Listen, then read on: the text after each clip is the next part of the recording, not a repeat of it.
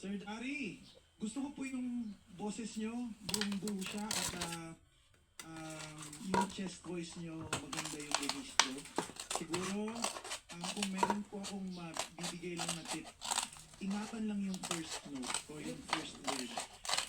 Yan, usually miski ako, dyan ko kinakabahan yung unang word.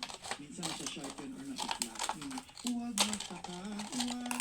So siguro yung isang tip na mabibigay ko, iha mo na siya.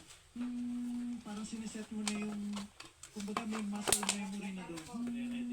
Yun, kumbaga kinakasa mo na. Huwag magtaka. Tapos, yung sa mga matataas po na part, okay naman po yung ginagawa nyo na full chest nyo siya. Pero may mga pagkakataon po na medyo naka-flat. Instead na pwede mong medyo ibilog mo siya para umangat yung soft palate dun sa likod.